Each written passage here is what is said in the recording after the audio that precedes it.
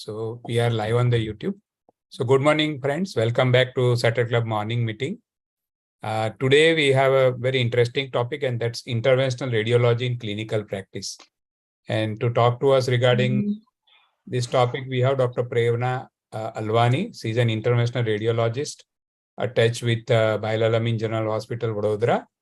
She has done her MD radiology and FEI, that is fellowship in vascular interventions at SGPGI, Lucknow.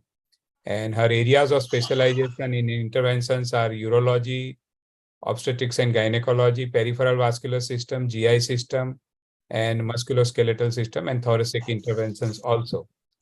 So with this brief introduction, I welcome Dr. Prerna to the Saturday Club morning meeting. Thank you, Dr. Prerna, for joining us at a very short notice, and thanks to Dr. Chetan Shah, who introduced Dr. Prerna to Saturday Club. So over to you, Dr. Prerna. You have 40-45 minutes to talk, and we'll have about 10 minutes of interactions. So over to you, Dr. Prerna. Thank you so much, sir. So can I start? Yes, you can start.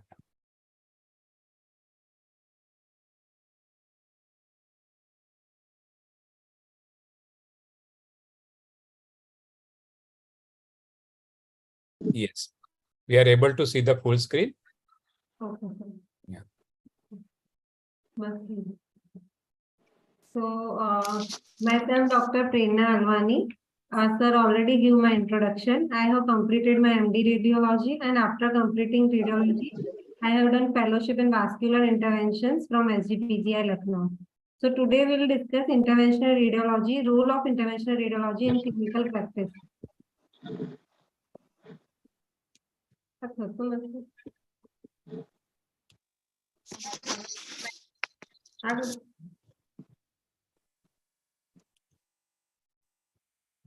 Just a second, sir. No problem.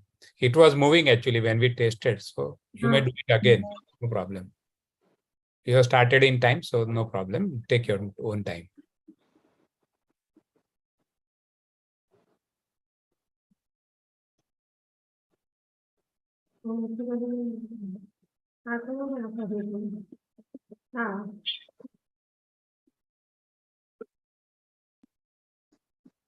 Yes, it's moving now.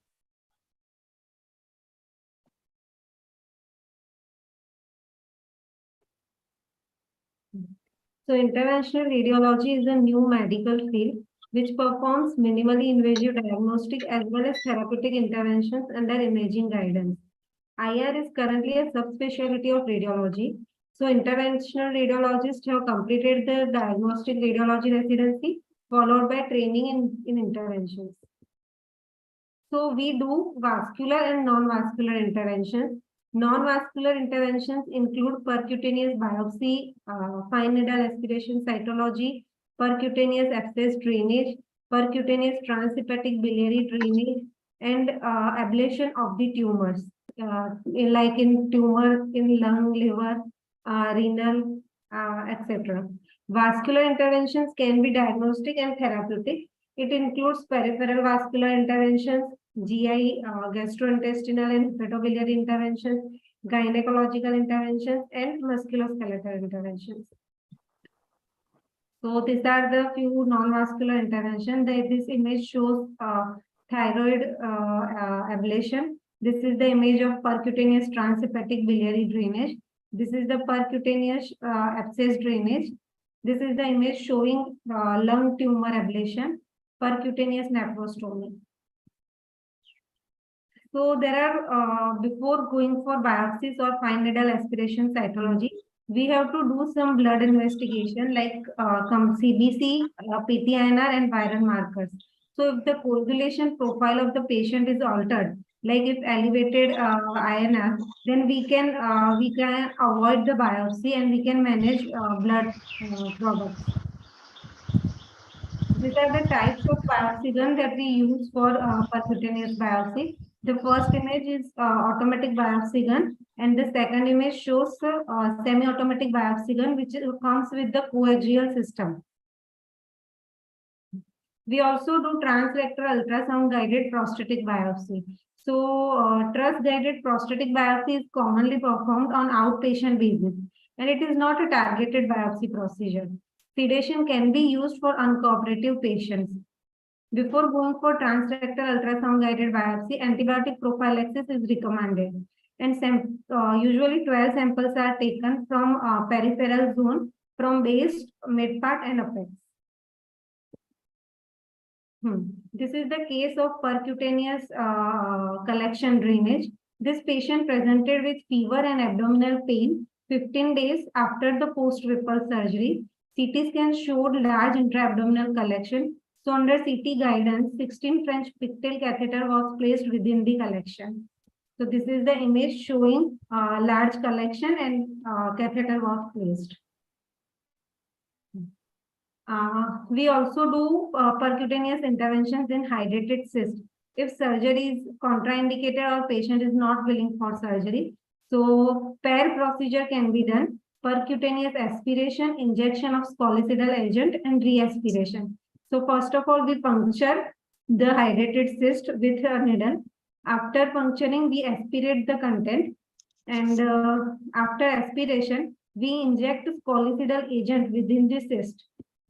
We keep it for 30 minutes and then re-aspirate the spolicidal agent. So cyst will shrink in size. This is the image. First image is showing a large hydrated cyst within the liver. So initially, after puncturing, cystogram was obtained to see any biliary communication. If there is biliary communication with the cyst, then we should avoid the pair procedure. There was no biliary communication, so pair procedure was done. And post-procedure image shows shrink in the size of the cyst. We can do celiac plexus block under imaging guidance. It is very easy and safe percutaneous procedure for pain palliation in patients who have chronic abdominal pain related to celiac ganglia. It usually includes patients with advanced cancer from the upper abdominal viscera like duodenum, pancreas, stomach, or enlarged retroperitoneal lymph nodes. Eccentric origin of the celiac artery and abdominal aortic aneurysm. These are contraindication for celiac plexus block. This is the image showing location of the celiac ganglia along the anterolateral aspect of the aorta, just below the origin of celiac artery. So they are located along the anterior to the diaphragmatic crura, along the anterolateral wall of the aorta bilaterally, just caudal to the origin of the celiac artery. 20 to 50 ml ethanol with bupivacaine and contrast agent is used as neurolytic agent. Post-procedure complications can occur immediately after the procedure. These are diarrhea and orthostatic hypotension. These are due to sympathetic blockage and parasympathetic influence. Other neurological complications are very rare. So this is the case of pancreatic cancer with chronic abdominal pain. So this is the image showing needles along the anterolateral aspect of the aorta on both sides. So contrast agent along with bupivacaine was injected. In a patient, this post-procedure CT image shows mixed attenuation fluid layering along the anterolateral aspect of the aorta. Now we'll discuss percutaneous transhepatic biliary drainage. So percutaneous transhepatic biliary drainage is usually done in malignant biliary obstructions. Options available for malignant biliary obstruction are surgical, endoscopic, and percutaneous procedure. In case of indication for percutaneous procedure are higher biliary obstruction, like at the level of biliary confluence or hilum, failed ERCP, post-operative cases with biliary obstruction at the hepatojejunectomy site. In these patients, we can do percutaneous transhepatic biliary drainage. But if the patient has any bleeding disorder or patient has ascites like fluid around the liver, we can avoid the percutaneous transhepatic biliary drainage because it can lead to biliary leakage. Pre-procedure CT and MRCP should be done to decide the level of the obstruction. Any sectoral duct in the liver, like we usually do segment 3 or segment 6 duct puncture with Chiba needle. After puncturing the sectoral duct, a guide wire is passed and the catheter is used to cross the stricture. Once the malignant or benign stricture is crossed, That wire is exchanged with the stiff wire. Balloon dilatation of the structure is done, and after balloon dilatation, stent placement or internal external drainage catheter can be placed. So this was the case of cholangiocarcinoma with type 2 biliary stricture. Patient presented with obstructive jaundice. ERCP was failed, and patient planned for percutaneous transhepatic biliary drainage. So this is the case of patent primary biliary confluence. So for the stricture distal to the hilum with patent primary confluence, the technique is very simple and single drainage system is sufficient. It drains both the lobes of the liver. So initial cholangiogram shows primary patent confluence. And the second image shows drainage catheter with its tip in the duodenum. This is also the case of hilar cholangiocarcinoma, but primary confluence is involved. So we have to put two stents within the right and left two systems. So this is the case.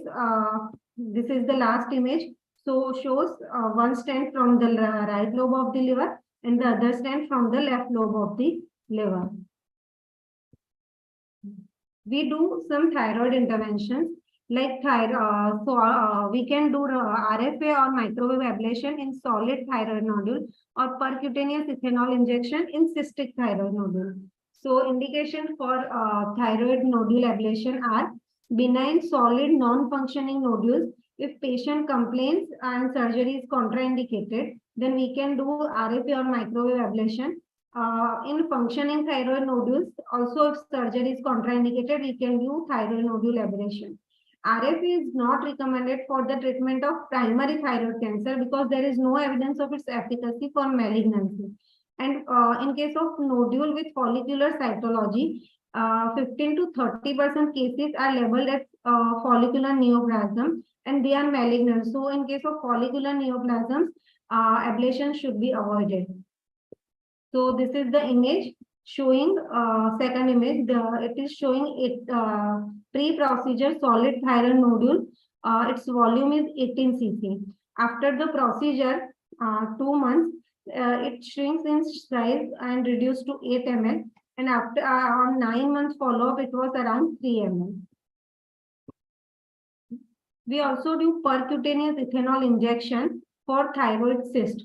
So it is contraindicated for solid thyroid nodule. It is indicated in cystic nodule.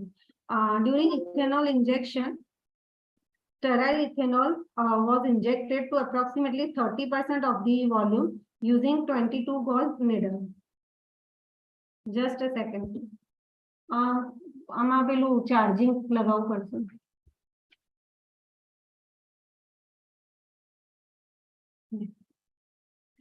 We also do tumor ablations like radiofrequency, microwave, alcohol ablation.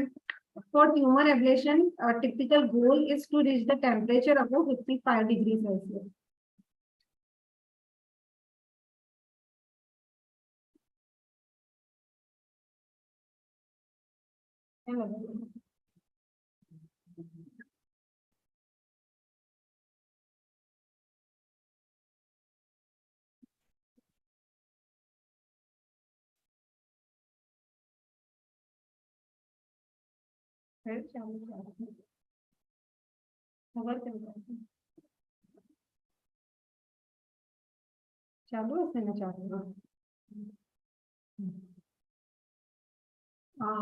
In RF ablation, current is applied to the tissue through interstitial electrode and current generates the heat. So RF ablation zone can vary according to the local tissue environment. For example, aerated lungs have high impedance to the electric flow and poor heat transfer.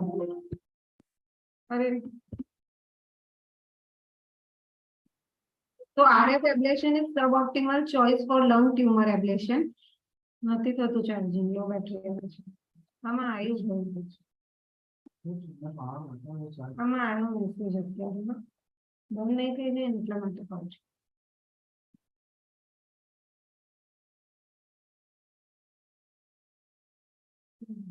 ક્યાંથી કરવું હવે આ છે In case of tumor adjacent to the large blood vessel, heat loss can occur during RSA due to flowing blood. This condition is referred as heat sink effect. So in this condition, we can use microwave ablation. Cell death in microwave ablation is identical to the RF ablation. In contrast to RF ablation, microwaves radiate through the biological tissue, including those with high impedance to the electric current, such as lung, bone, desiccated tissue.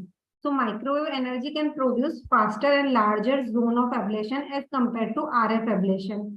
Microwave ablation is less sensitive to tissue type, which is beneficial in treating tumors that are resistant to the RF ablation, such as sarcoma, hemangiopericytoma. And microwave ablation is also insensitive to heat sink effect. So if the tumor is near to the larger blood vessel, we can do microwave ablation. Now we'll see one by one organ ablation. Like we can discuss liver tumor ablation, lung tumor ablation, and renal tumor ablation. There are few indications for liver tumor ablation. Like BCLC, Barcelona staging can be done for liver tumor. So in stage 0 and stage 8, we can do liver tumor ablation. Stage 0 is very early stage. So single liver lesion less than 2 centimeter in size. And in stage A, solitary lesion more than 2 centimeter or early multifocal disease up to 3 tumors measuring less than 3 centimeter. In case of liver metastasis, number of lesions should be less than 5 and size of the lesion should be less than 3 centimeter. This is the case of HCC. Contrast enhanced CT scan shows hyper-enhancing nodule in right lobe of liver, which shows non-peripheral enhancement. So it was Leidett's 5 lesion. This is the image after RF ablation. It shows echogenic cloud within the tumor. This is the ultrasound image showing RF ablation. And post-ablation CT scan shows does not show any residual tumor or enhancement. This is the hypodense non-enhancing lesion. It usually shrinks in size on follow-up scans. In case of lung lesion, a T1A and T1B stages of non-squamous cell carcinoma are indication for lung lesion ablation, or metastatic lesions which are less than 3 in number and size should be less than 2 centimeters. Ablation zone should be oversized by 8 to 10 mm in all directions. So there are few contraindications for lung lesion ablation. These are small cell lung carcinoma. If the patient has pacemaker, we cannot perform radiofrequency ablation, and tumors located close to the hilum. So there is a risk of bleeding, and there is a chances of heat sink effect. So there will be suboptimal ablation. We can use microwave ablation in case of tumors located close to the hilum. So this is the image showing right to left lower lobe mass. Microwave ablation was done under the CT guidance, and this is the follow-up scan which shows significant reduction in the size of the lesion.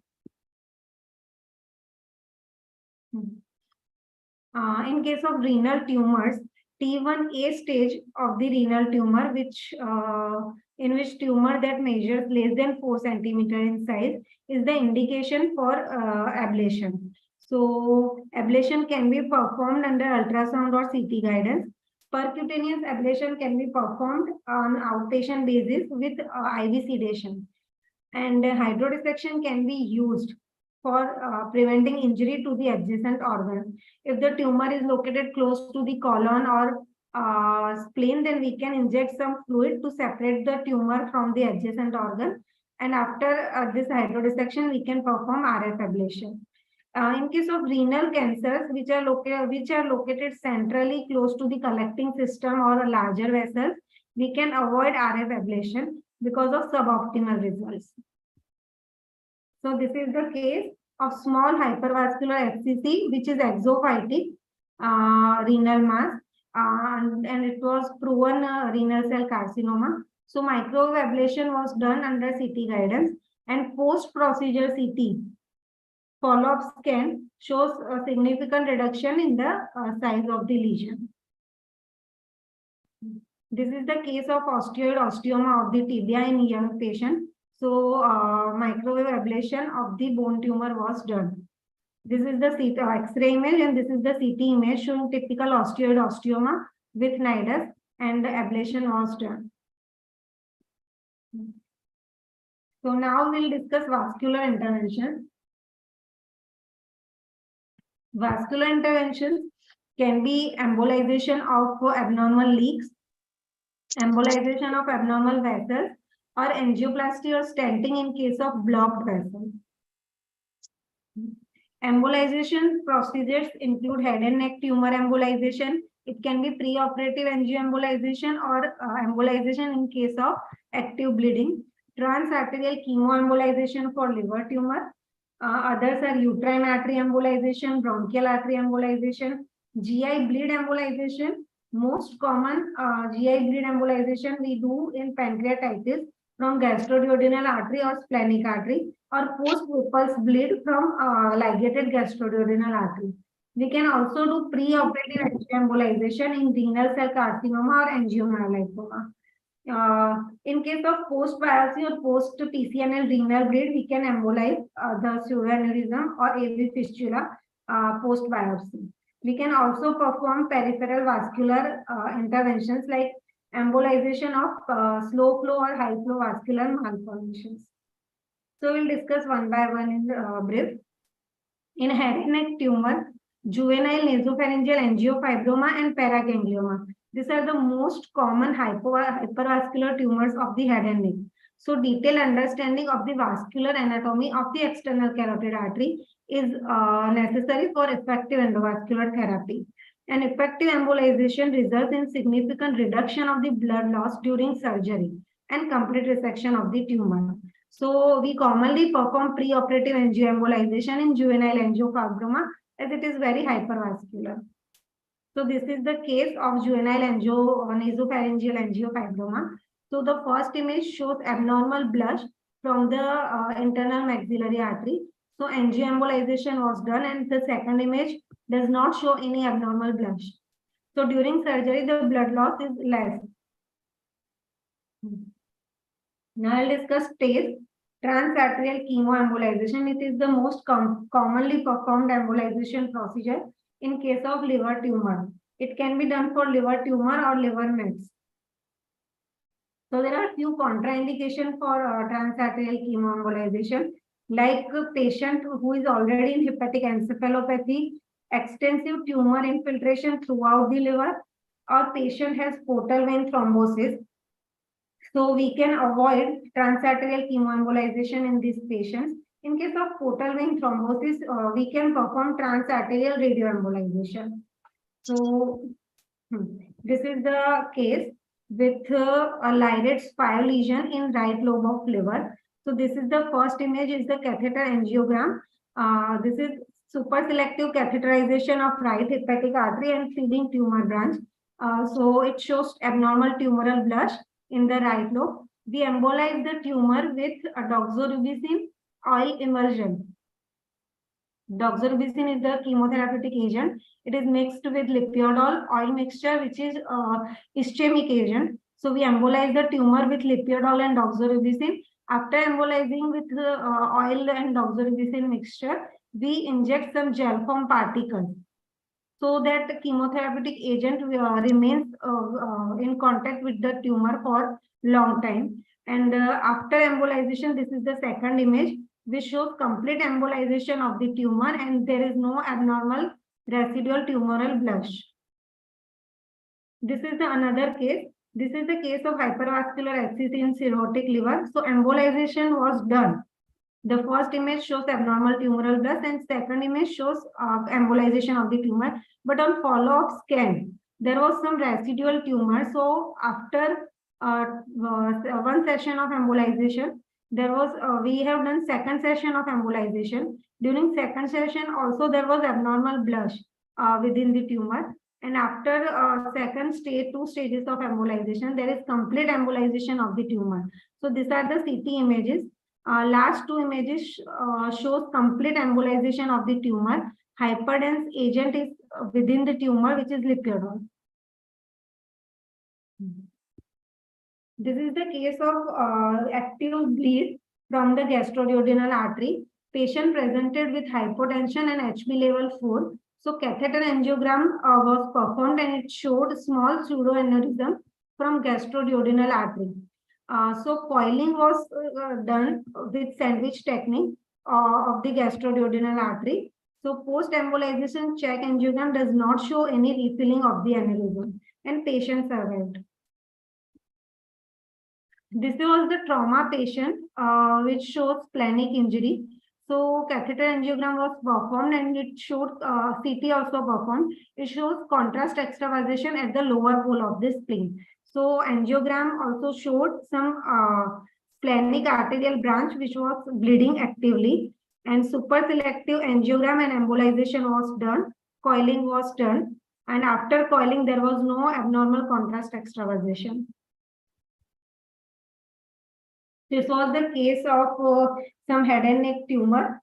So in that patient, the tumor has eroded the branch of the facial artery. So patient presented with active bleeding from the tumor. Catheter angiogram was performed, which shows contrast extravasation at the facial artery. So coiling of the facial artery was done.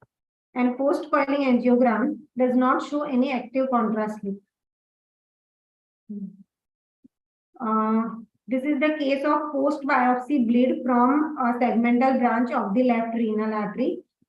This is the image showing small pseudoaneurysm on catheter angiogram. So coiling of that branch was done, and post-embolization image does not show any refilling of the pseudoaneurysm or active contrast leak.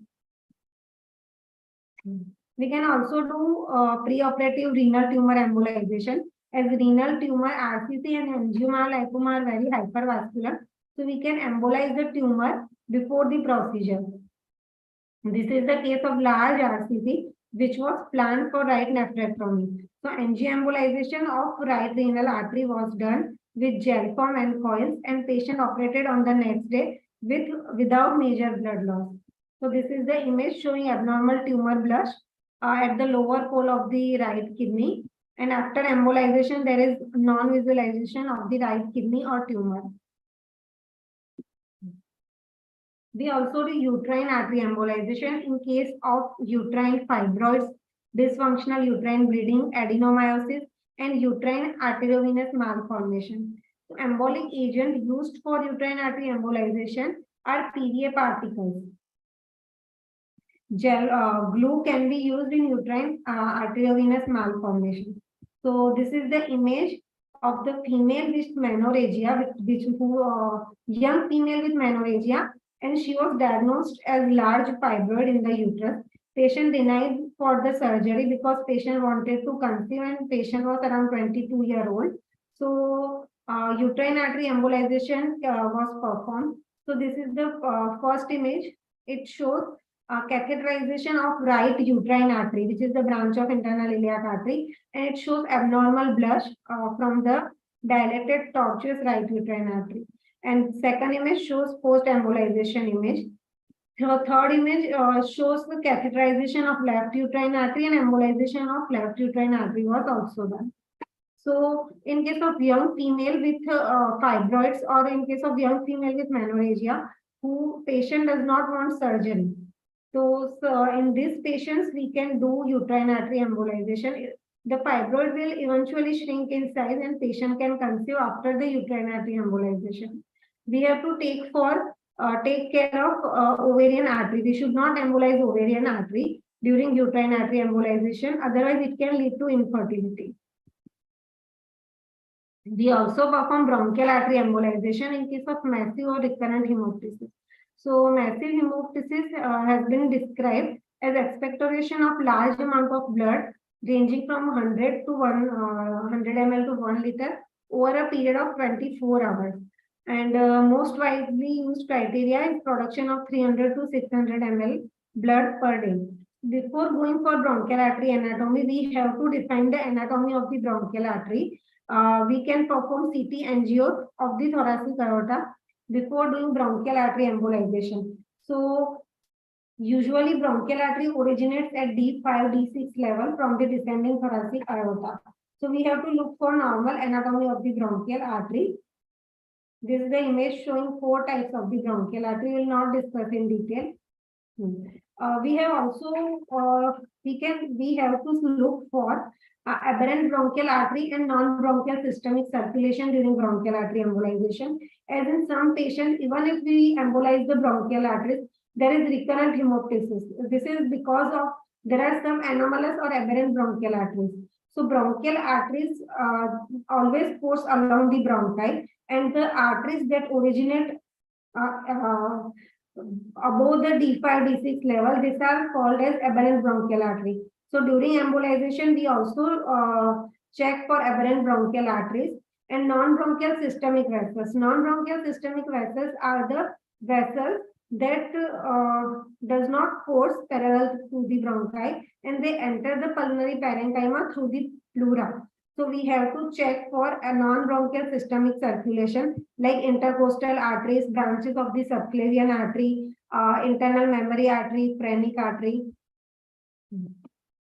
So this is the patient with massive hemoptysis. Pre-procedure CT angio was done, which showed hypertrophied bronchial and intercostal arteries. So on catheter angiogram, there is a large hypertrophied right bronchial artery and intercostal bronchial trunk, which was embolized. The second image shows large hypertrophied intercostal artery and abnormal flush, which was also embolized.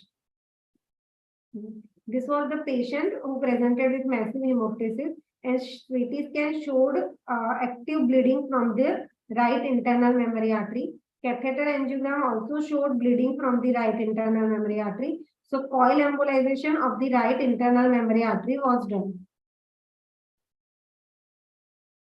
During bronchial artery embolization, we have to take care of spinal artery, as spinal artery also originates from the intercostal artery. So this is the catheter angiogram of the left intercostal artery, which shows spinal artery with typical hairpin configuration. So we should avoid the embolization of this intercostal artery because there is a spinal artery originating from the intercostal artery.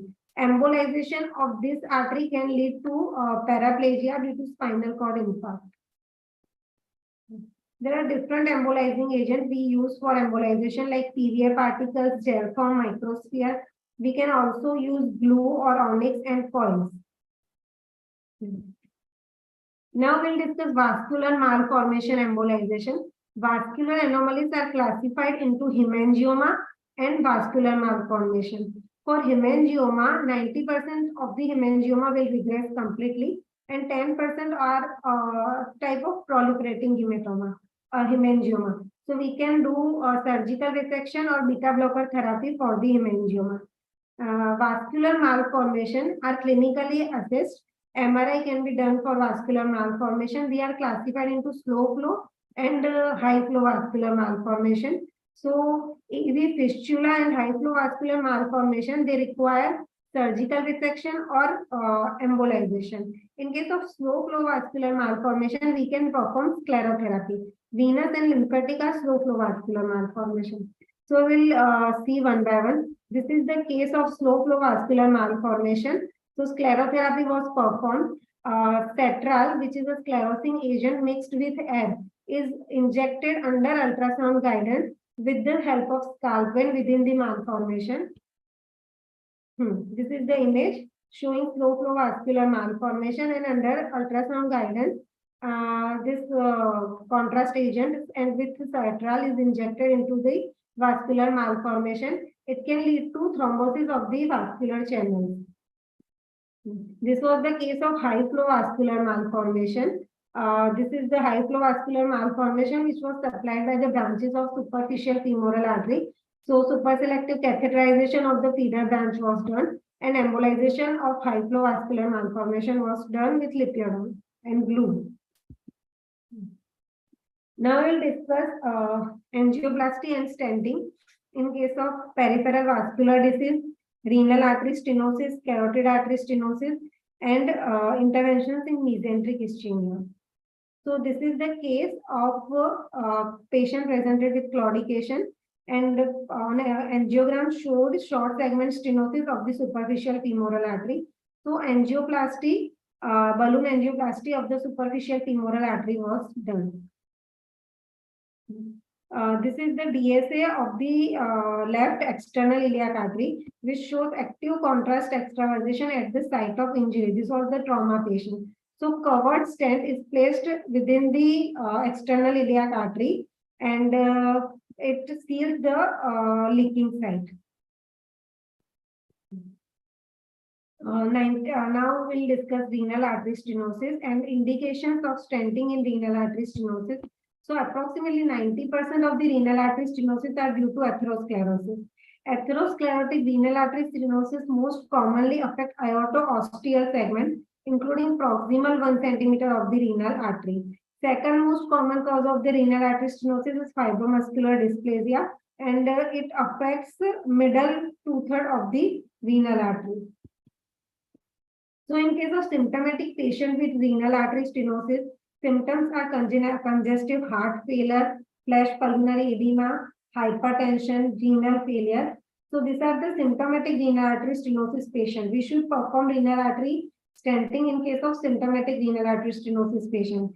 And in case of even asymptomatic patient with solitary kidney and hemodynamically significant stenosis like more than 70 to 80%, we can perform renal artery stenting.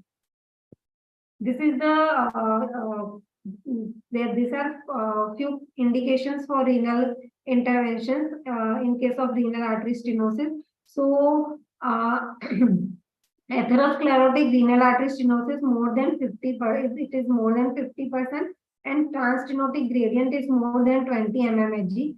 Then we can go for renal artery stenting. In atherosclerotic stenosis, more than 80% without measuring gradient, we can go for renal artery stenosis. Any case of renal artery stenosis with solitary kidney, we should do renal artery stenting. And we have already discussed that renal artery stenosis with symptomatic patient like renal failure, patients with hypertension, or patient with heart failure and flash pulmonary edema, we should go for renal artery stenting. So this is the case of Takayasu arteritis with narrowed left renal artery. So stenting of the left renal artery was done. In case of carotid artery stenosis, there are few indications, like in case of symptomatic patients. Symptomatic patients are the patients who have symptoms in the last 6 months. And if the patient has no symptoms or symptoms before 6 months ago, then they are classified as asymptomatic patient. So any symptomatic patient with more than 50% stenosis of the carotid artery stenting or carotid endarterectomy is recommended. And in case of asymptomatic patients with more than 60% stenosis, carotid interventions are recommended. So there is there are two options for carotid artery stenosis management: carotid artery stenting and carotid endarterectomy. So usually carotid endarterectomy is preferred. There are good results for carotid endarterectomy, but in case of any hostile neck, like if the patient has previous radiation or patient has contralateral recurrent laryngeal nerve palsy, then surgery is contraindicated, so we can go for carotid artery stenting. Any patients with high risk are recommended carotid artery stenting. So high risk patients are patients whose age is more than 80 years, significant cardiac or pulmonary disease, contralateral recurrent laryngeal nerve palsy, previous radiation or neck surgery on ipsilateral side. So in these patients, we can go for carotid artery stenting. This is the image showing internal carotid artery with more than 80 to 90% significant stenosis of the internal carotid artery. The second image shows catheter angiogram, which shows stenosis of the internal carotid artery. So stent deployment within the internal carotid artery was done with distal embolic protection device. During carotid artery stenting, we use embolic protection device, as there is a risk of emboli which can migrate to intracranial circulation and it can lead to stroke. So the second image shows after stenting of the internal carotid artery, normal contrast opacification of the internal carotid artery. The last image is the image of embolic protection device. This embolic protection device is kept in the distal ICA, distal to the stent. So if there is any clot, it cannot migrate to the intracranial circulation and it will be captured in the embolic protection device. We also perform interventions in mesenteric ischemia, which can be acute or chronic mesenteric ischemia. So SMA is the most frequent recipient of the emboli in case of acute mesenteric ischemia, and this emboli can lodge into the superior mesenteric artery distal to the origin of middle colic artery. So there is sparing of the proximal small intestine and ascending colon. Patients with abdominal pain, which is acute and out of proportion to the physical findings, and who have history of cardiovascular disease, should be suspected of having acute mesenteric ischemia. In patients with acute occlusion of SMA, endovascular therapy with aspiration embolectomy, catheter-directed thrombolysis, mechanical thrombectomy. These are endovascular options in case of acute mesenteric ischemia. And these are the first line therapy for revascularization. Surgery may be needed in case of ischemic bowel. So there is a guideline, like if patient presents with acute mesenteric ischemia, we can go for CT scan. On CT scan, if there is signs of bowel ischemia or bowel necrosis, then there is no role of revascularization procedure. So exploratory laparotomy and resection of the bowel is recommended. If on CT scan bowel is not necrosed or there is no bowel ischemia, then we can go for endovascular therapy for acute mesenteric ischemia. So this is the case, the CT image which shows thrombosis within the superior mesenteric artery, and bowel was edematous, but there was enhancement of the bowel wall, so there was no bowel necrosis. So catheter-guided thrombolysis was performed for the superior mesenteric artery. First image, this angiogram shows filling defect within the superior mesenteric artery. After thrombolysis, there is complete opacification of the superior mesenteric artery. In case of chronic mesenteric ischemia, it is most commonly due to atherosclerosis. Classical symptoms are postprandial abdominal pain, weight loss, diarrhea, or constipation. To avoid pain, patient suffers from food aversion. So in case of suspected chronic mesenteric ischemia, CT angiography is performed, and if patient is symptomatic with chronic thrombosis or of celiac or superior mesenteric artery, then endovascular stenting is the first line of choice, followed by surgical bypass. This is the image showing chronic thrombosis, image showing chronic thrombosis of the superior mesenteric artery. So the angiogram image shows non-opacification of the proximal superior mesenteric artery, and distally superior mesenteric artery is refilled by branches of the gastroduodenal artery. So stenting was performed of the superior mesenteric artery, and this shows normal opacification of the superior mesenteric artery. At last, we will discuss some venous interventions. Venous interventions we do are varicose vein ablation, varicocele embolization, and some dialysis fistula related interventions. So varicose veins are most commonly due to saphenofemoral junction or saphenopopliteal junction incompetence or incompetent perforators. There are 5 stages of the varicose vein. In stage 1, there are spider veins. Stage 2, there are dilated tortuous varicosities visible. In stage 3, with varicosities, there is leg edema. In stage 4, there are skin changes, and in stage 5, there are leg ulcers. So treatment modalities available for varicose vein are compression stocking, surgery, and endovascular therapy. In endovascular therapy, 2 types of treatments we can perform. Like for incompetent perforators, we can do sclerotherapy. Sclerosant agent mixed with air is injected within the superficial varicosities. It can cause thrombosis of the superficial varicosities.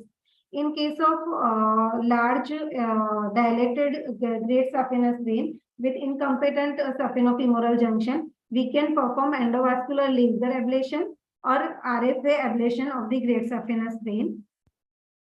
In laser vein ablation, it is also the outpatient procedure. Vein is accessed with micropuncture set under ultrasound guidance. After puncturing the vein, ablation device is placed within the vein. Tumescent anesthesia is given along the course of the GSV, and ablation of the great saphenous vein is performed. It causes endothelial damage, thrombosis, and eventual fibrosis of the great saphenous vein. So this is the image showing dilated tortuous varicosities. So initially GSV is punctured with the needle and electrode is placed within the great saphenous vein. After placing the electrode, we can start ablation 2 cm distal to the saphenofemoral junction to avoid deep vein thrombosis. This is the patient with young male patient with infertility, and patient was diagnosed with varicose. So on catheter angiogram from the left renal vein, it shows gonadal vein which was enlarged, and there is large tangle of blood vessel in the scrotal region which was varicose. So coil embolization of the left gonadal vein was done, and following embolization there is reduced size of the testicular vein and that tangle of the vessel. Dialysis related interventions are angioplasty and stenting in case of vein stenosis. So this was the case of left brachiocephalic fistula and left brachiocephalic vein stenosis.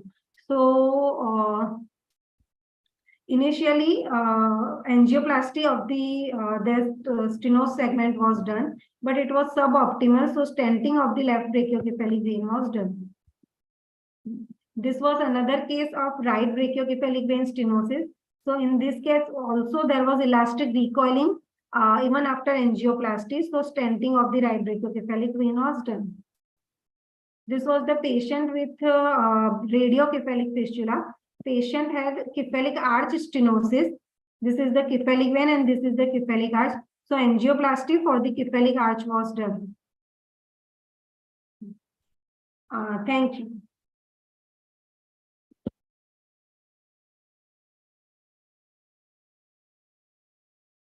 Thank you, Dr. Prerna. You can stop the screen sharing so that we can have some discussion.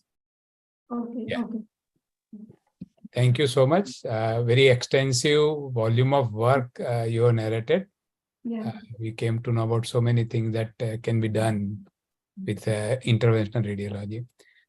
So it's open to questions and comments for the audience now.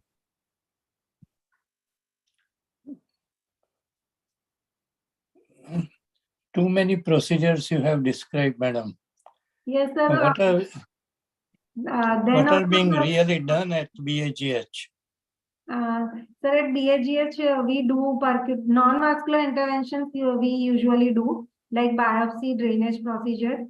Vascular interventions are like embolizations are most commonly we are getting the patient like GI bleed embolization or liver tumor embolization, then tumor ablation. These are the commonly performed procedures. Radiofrequency ablations, yes, tumors. Sir, yes, sir, that we do. So when you do all these procedures, what kind of team you have with you? Like Sir, in case of non-vascular interventions, we can perform the non-vascular interventions, biopsies, drainage procedure in operation theater also, in portable with portable ultrasound machine in ICU also. If we want to perform the procedure under CT guidance, then we can do the procedure in CT scan room also with presence of anesthetist in case of unstable patients. And for the mostly for the vascular interventions, sir, we need the cath lab. So anesthetist and cath lab staff is necessary for vascular interventions, sir. All the vascular interventions need cath lab, sir. So do you need any surgical backup in case of some catastrophe? Yes, sir. We usually do surgical reference. Mostly, if the bleeding does not stop even after the embolization, we'll consult the surgeon. Right. Okay. But sir, mostly these patients are hemodynamically unstable. So surgery is not possible in this patient. So then only they will give reference to the interventional radiologist for embolization. Right.